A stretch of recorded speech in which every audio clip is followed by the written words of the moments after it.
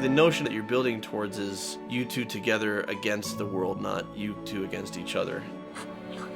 To bring it back to that is an almost cartoonish level of strength. Buongiorno, principessa! Through it all, they're supportive. They navigate disagreement respectfully. There's obviously still romance there. And they continue to serve and comfort one another. I can't do this. Sure you can. It's an art. It's an art to problem solve together. It's also an art to move forward.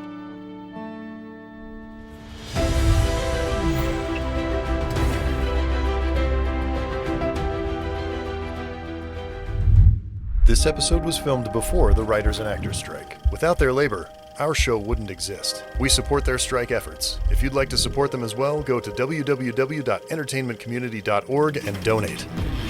Hello, and welcome to Cinema Therapy. I'm Jonathan Decker, licensed therapist who loves movies. Joining me today, Alan Seawright. I don't have as much energy as Jonathan because I'm a filmmaker who needs therapy. it's okay, Alan, because today's episode is about partnership, and part of partnership is carrying one another. And I'm going to carry you through this episode about 5 movie marriages that we think are great. You are going to carry me through this because I don't believe in movies, happiness, or marriage. So you're gonna change your whole personality? Okay, But anyway, we've done one of these episodes before where you laid out some healthy movie marriages, and we got a ton of suggestions from you, and we're going to talk about some more of them. If you have any more suggestions for healthy, happy, good movie marriages, put them in the comments below. let's dive in, shall we? We're going to start with Pongo and Perdita. Oh, 101 Dalmatians. Yes, they comfort and they protect each other. That devil woman, she wants our puppies. That's all she's after. Oh, don't worry, Purdy. They're onto her. Nothing's going to happen to our puppies. What does she want with them? She can't possibly love them. Oh, Pongo. See my vest, see my happy vest. to think. From Real Gorilla Chest. Oh, I wish we weren't having any.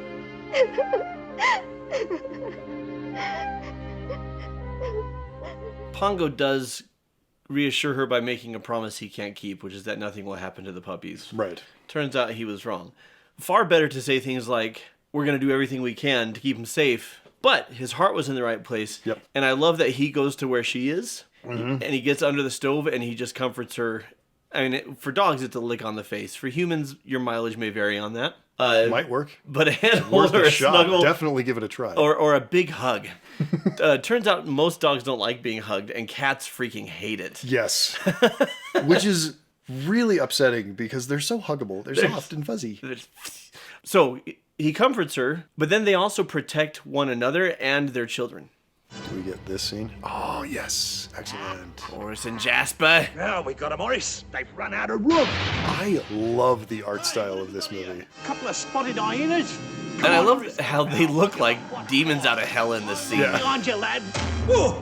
Oh, I say. Jasper, get me out of here. Hey, Horace, they're fighting Daddy. I was obsessed with this movie when I was a young kid. I literally watched it every day, wore out the tape. And then I didn't watch it for like 35 years. Jasper. This used to terrify me, and now it's just like silly comedy. What terrified you? That dogs could be kidnapped or that dogs could push you into a fire? No, the bad guys terrified me. Oh, yeah. Yeah. Yeah. Especially, I mean, Cruella de Vil driving the car still terrifies me. Oh, with the crazy eyes? Yeah. Yeah. But Horace and Jasper, they feel like people who could kidnap you and whatever. And They do, but they're also such like lunkhead comedy doofuses. Yeah. That it's just super fun. And the art style of this movie is so much fun. Like there's random pencil lines that they just left in. yeah. And it's like that was a choice because obviously, they could go in and ink and clean up and, do all the stuff that you do in animation. And they just left it all there. And then the backgrounds are like these big washes of color with like sketched back. It's so painterly and I It's just very love cool. it. It's super fun. I just enjoy, especially Perdita, when you mess with her kids, she's like a whole different dog. Well, and she comes in, Fangs and, bared, then, looking- and then Pongo's like, oh, I guess I got to get in on this. Yeah. So Pongo did make a promise that he ended up not being able to keep. It wasn't something he could control. But he and Perdita, they worked together to fix the problem, to make Yeah. it right, and to keep everybody safe. Yeah, and I do just want to give a quick shout out. Roger and Anita in the film also have a lovely relationship. They do. We probably could have done an episode, like we could have had them in this episode, but Pongo and Perdita are cuter. They're puppies. Puppies. They're grown puppies. Hey, Jono. Hey, Alan. Just finished up with a client. What's up? We needed to shoot another sponsor segment for Raycon. Oh, you mean these bad boys? Perfect for me because I also am a notorious bad boy. Yes, those bad boys. You know what? I was just using these for an online therapy session with a client, and the sound quality is so clear, it's almost like we're in the same room together. It's even clearer than Pongo and Perdita's Twilight Bark. Speaking of, I'm gonna switch from awareness mode to noise isolation mode, so I'm only hearing you. Ooh, and this sick jam. Deo! Me say day, me say day, me say day, me say day, me say day. Jono, use that touch function to pause the song. But they don't even budge while I'm dancing. That's what I call a perfect in-ear fit. Look at that. They will not leave no matter what I do. Get them off! Get them off me! Jono, just pull it out. Just pull it out, buddy. Oh. Use your fingers. Okay. Those are some fantastic optimized gel tips that keep those in your ears. But the best thing is they start at half the price of other premium earbuds. Well, school's back in session, which means that Raycon is having their annual back-to-school sale. We're not even in school. Shut up. I will not shut up. For a limited time, get 20% off site-wide plus free shipping. Now you shut up. I also will not shut up. Click the link in the description box or go to buyraycon.com/cinematherapy to get 20% off and free shipping on your Raycon purchase. Raycon, as long as your kids aren't paying attention in school, let them do it in style. Next is learning to speak each other's love language with Barbara and Adam from Beetlejuice. Is the love language models? Little tiny model houses. No, we're actually going to see. Love languages. Let's see how many of the love languages we can identify in this clip. Okay, giddy up. My love language is model train. Before they die. Yeah, it is. Yeah, it is. This is before they die. Beginning of the movie. Looks great. Thank you. Happy vacation, honey. Manchurian tongue oil. Where did you get this? Helen got it for me in Oslo. Well, there's enough here to do the whole table and the bureau. I wonder what this could be. So they're definitely gifts. Honey, Yep. got it. Thank you. There's enough there to do the entire guest room. I'm so glad we're spending our vacation at home. I'm gonna get started right away. Back in the 80s before they called it a staycation. Yep. So thank you, words of affirmation. Now we have physical touch. I'll get it. Be my guest. I'll just get this. Is remodeling a love language? Yes, it qualifies under acts of service There you go. Okay. and quality time. But they know how to, they're still flirtatious and they keep the passion going. Oh, no.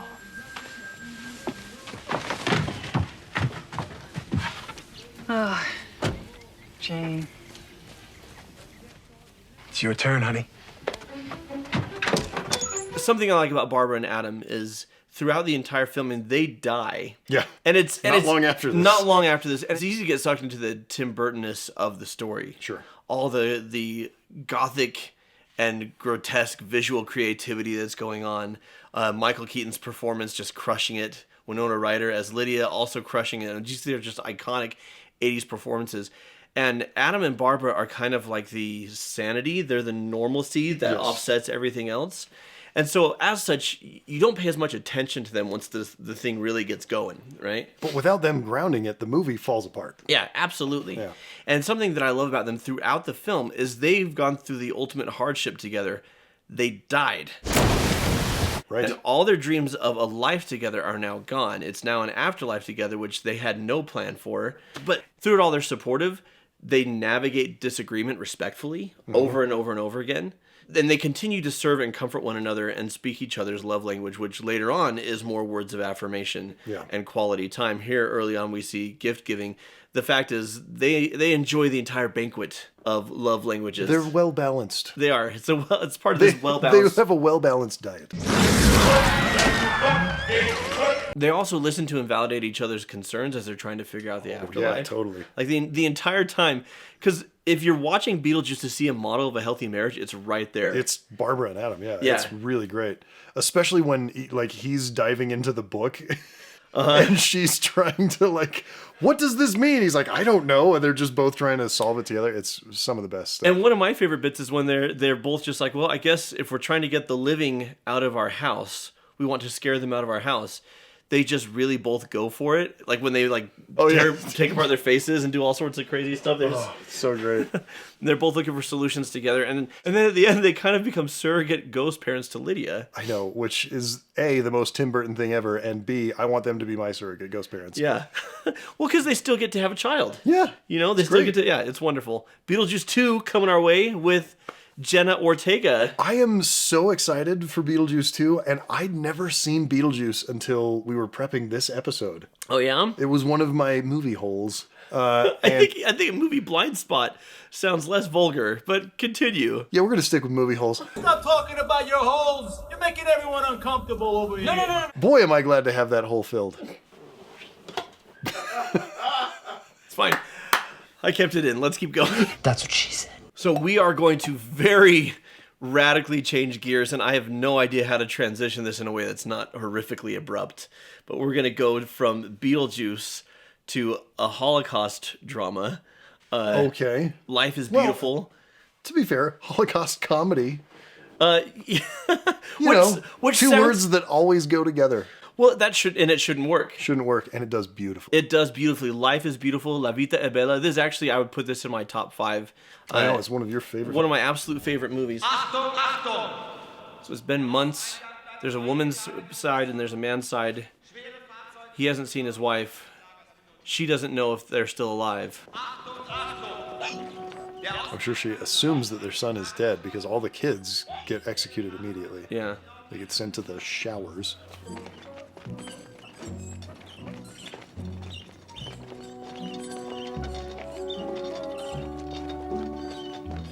It's just so strange to see these visuals and hear this music playing. But by the time you get to this point in the movie, it makes perfect sense. Yeah. Beautiful film. I need to stop saying beautiful about Life is Beautiful. More adjectives. C'è nessuno? Disturbo? Bitte? Bitte? Josué, vieni. Vieni, veloce come un razzo, vieni. This kid is so pure and innocent. Yep. Buongiorno, principessa! Stanotte t'ho sognata tutta la notte! S'andava al cinema e c'avevi quel taglierino rosa che mi piace tanto! Non penso che a te, principessa! Penso sempre a te! E ora... Mamma! Mamma, vedete, il babbo mi porta in carriola, non sa guidare! Da moretta a ridere, siamo in testa! Quanti punti abbiamo? We're in the lead. We've got the most points. Veloce, quelli cattivi venuti, andiamo! Dove? Di qua, vieni! Oh, vieni, Josué! Oh, vieni! Estas, voi, sverzete, gesprochen haben. Oh crap, here I go. Oh man. Oh crap. Damn it. It's okay. This is an extreme example, but life is hard. Like marriage itself can be really, really difficult, and then just like life on top of that. Yeah. And the notion, of course, that you're building towards is you two together against the world, not you two against each other. And this is just such a wonderful and pure moment of he just hopes she's out there, and he just wants her to hold on, you know? One of the things in this scene that's great is he starts his address over the PA with Buongiorno, principessa! which is a callback to the first time he meets her, and then it gets, called back to several times during the thing that this During guy's their a courtship, clown, yeah. and he's pretending to be a prince, and he's pretending she's a princess. Yeah. And it's like this whole game that he plays with her. To bring it back to that in the context of, the horror that they're enduring is an almost cartoonish level of strength. Well, and I love like there's little bits and moments in this movie where, because he's being such a clown and he's being so playful for his son, that as an audience member you almost think, does he not really get? Does he not know? And then then it cuts to him. You have moments where his son's not paying attention, or where it's just him, and he very much knows and he very much feels it, but it's just love for his son. And then when he does Buongiorno Principessa over the loudspeaker, for that to be the first thing she hears, just the surge of joy and then to hear her little boy going, "Mama!" Like, it's just, come on. It's a freaking masterpiece. It's really good. Because this was another one you hadn't seen. No, I had. Oh, had you? Yeah, I actually saw this in theaters when we were, how old were we, 16 when this came out? 17. 17? 98. Yeah. You know, Roberto Benigni won the Climbed Oscar, over all the seats. climbed over all the seats and is running around and being a clown. And but I hadn't seen it since then. And yeah, it's a lovely, lovely film. Oh, why did we put this in the middle? That was dumb. That was We should have ordered this better. That's okay. We're going to do Eleanor and Fergus now from Brave, even though the film is largely centered on Merida and her mother. We have a whole episode on that, which you can check out. There's little flashes of Eleanor and Fergus's marriage, and it's delightful the whole time. Yeah. They're really cute together. Part of having a successful marriage is being able to reason together and problem solve, because it is a nonstop parade of things to deal with. Yeah, it's not all problems, but there's always a problem. Yeah, there's always something to resolve. Yep. Also, you should always recognize your wife, even if she's a bear, because you don't want to kill her. Truer words have been spoken. Yes, frequently. Often. Oh, do we get to see? Oh, it's this scene. You're Yay. muttering. I don't mutter. Aye, you do. You mutter, lass, when something's troubling you. I blame you. Stubbornness. It's entirely from your side of the family. I take it the talk didn't go too well, then. I don't know what to do. Speak to her, dear. I do speak to her. She just doesn't listen. Come on now. Pretend I'm Merida. Speak to me. What would you say? I can't do this. Sure you can. There. That's my queen. Right here. I don't want to get married. I want to stay single and let my hair flow in the wind as I ride through the glen, firing arrows into the sunset. The little nod. Freaking get it, Fergus. Oh, Pixar's so damn good. So this is something that I would actually do in therapy. Mm-hmm. There's role playing where you assume another person's position, right? You pretend to be the other person, which he does. He's like, I'll be Merida. Talk to me. He does it in the funniest way. But what he's having Eleanor do is just be herself. Because oftentimes when you're thinking it, you can't find it. Right. You got to speak it and hear what it sounds like. And then he's basically saying, I'm willing to take time and workshop this with you because it matters. Yeah. Do a first draft. Yeah. And then we'll do it again. Yeah. Which I think is lovely. I also think it's lovely that, she's muttering and he knows what that means from history. Yep. And he wants to be there for her. Aye, you do. You mutter, lass. He's attentive and he's in tune to what's going on with her. And that's not to say he's a mind reader, because he knows enough to know something's wrong. Mm-hmm. But he's also a communicator saying, help me, tell me what's going on. And that's something that bothers me when people do is, if you loved me, you would know what I was thinking. Or if you knew me, you would know what I'm feeling. Dumb. No, that is not how communication works. Not how it works. Because he loves her, he's tuned in enough to know that something's off. Yeah. And then they're going to take it from there. But I just love that he's willing to workshop it with her. And even though when she doesn't want to, he's not going to force her. He is going to nudge, though. He's going to nudge pretty aggressively and hilariously. And frankly, there's a difference between pushing people into doing something they don't want to do and nudging them out of their weird headspace to get into, to do something that they want to or that will help them. And there's also nudging people into something that they know they should do but are currently pushing against. Uh-huh. That is definitely a thing that happens in my marriage a lot with Megan's the one that nudges me. Okay. Primarily.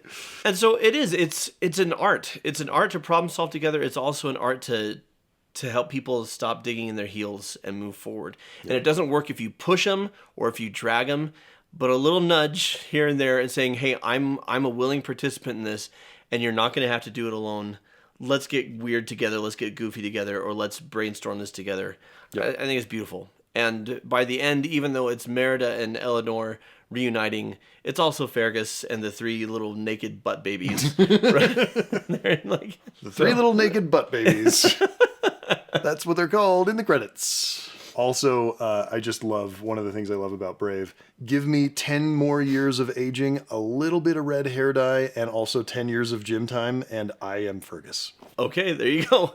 I think, who wants to see Alan cosplay Fergus? Oh, dude, that would be fun cosplay. Yeah, you would crush that. Do you want to be Eleanor? When have I not wanted to be Eleanor since this movie came out? Good point. A couple of quick honorable mentions, and not just honorable mentions, these are top tier contenders, but we've done full episodes about these characters. Yeah. The Addams, Morticia and Gomez. Morticia and Gomez, they're the GOAT. Rocky and Adrian, also a fantastic relationship. Yes. And The Incredibles. Mr. and Mrs. Mr. and Mrs. Bob and Helen Parr. But we've got longer episodes about all these characters. Yep. So our number one today, not that we were ranking them, but I just decided right now it's a ranking. You're ranking them. Yeah, go. Is going to be Rick and Evie from The Mummy. They should be number one. And there's a lot of things about Rick and Evie. We were leaning towards keeping the passion alive, but we already did that with Tarzan and Jane. We did that with Tarzan, yeah. So be loyal in hard times, and I can't think of a better example than this. They win.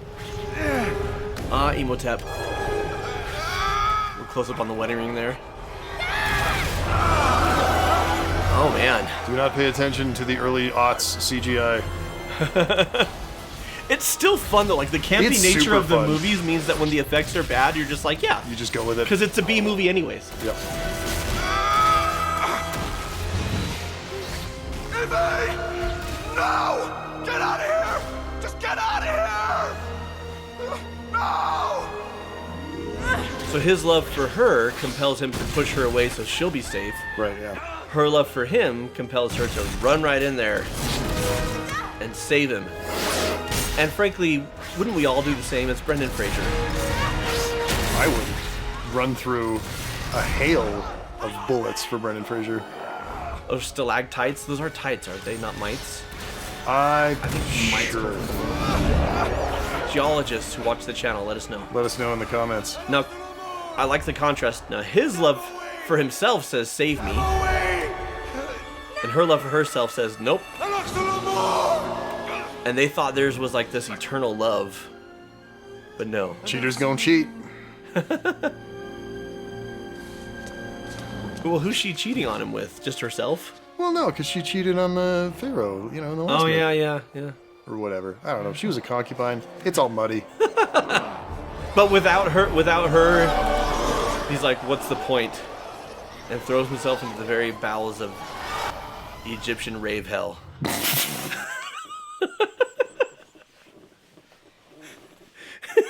I mean, it does look like a pretty sick club down there. I think I went to that rave one time. Yeah. Today we're enjoying Internet Dad's popcorn, churro flavored. Churro flavored. It's yummy. It looks like a mummy. No. No? Like your sweetheart, you want to take it to the carnival because you can get popcorn and churros at the carnival. That's better than saying eat our decomposing corpse popcorn. Yeah, much better. Holy crap. Go to ctpopcorn.com and get your very own Internet Dad's popcorn delivered to your door. It's got our faces on it. We're little cartoons, isn't that precious? Hey. This is the most dramatic example from these films. But sure. you see it, especially in the second one. Now listen, there's a lot of love for the Mummy films, especially the first two. The third one, when they don't have Rachel Weisz anymore, it's like... It kind of goes downhill. Yeah. The relationship between those two is the glue that holds these movies together. Yeah, absolutely. And they're super campy fun, and I very much enjoy them. But the second film in particular, as someone who's a major fan of staying in love stories, you've got a classic...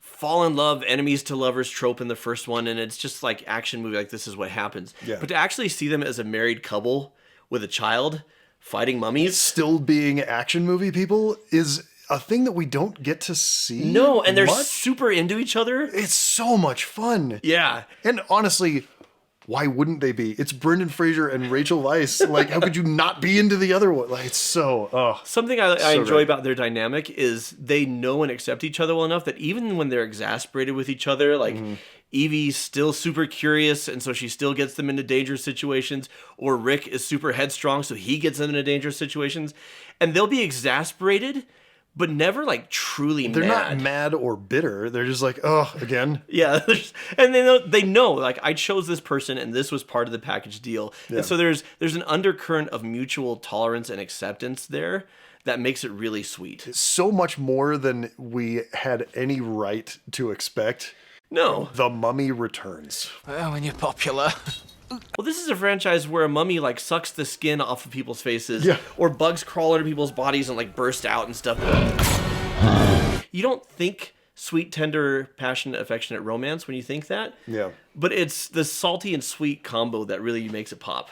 Yeah, and Brendan Fraser has been very clear during the Brendaissance that he would love to come back and make a fourth Mummy movie. If we can get a Mummy movie with Rachel Weisz and Brendan Fraser as like middle-aged, late middle-aged, one of their grandkids gets in trouble because this son has grown up to be an adventurer. Like, can I make that movie, please? Hell to please, yes. Hollywood. I would love I that. would like to write a letter. Dear Hollywood. Write Stephen Summers. That's where you got to go. That's true, yeah. Another thing about their relationship that I really love and that's very sweet is there's obviously still romance there. Yeah. They obviously make time for it and still feel it for each other. What do y'all think? What does it take to make a healthy, successful marriage? And what happy movie marriages would you like us to highlight? Let us know in the comments below. So until next time. Buongiorno, principessa! I don't want to get married. I want to stay single and let the wind blow through my hair as I ride through the glen, firing arrows into the sunset. And watch movies. Watch the movies. We want to thank our patrons who support this channel and get a whole lot of exclusive bonus content in return. Patrons like Sarah Parsons, Cyrus McNeese, Nicholas Wichman, Tracy Kohler, and Ian. Thank you, Ian. Thanks, guys. Does that hurt your throat? Surprisingly, no. It's quite comfortable. All right. I think if I keep it up, though, I'll end up with nodules. What is a nodule? You have to have them surgically removed. Yeah, the nodules, yeah, okay. Yes, it happens to rock stars all the time. I've just slipped into Mrs. Doubtfire now. That's all this is turning into.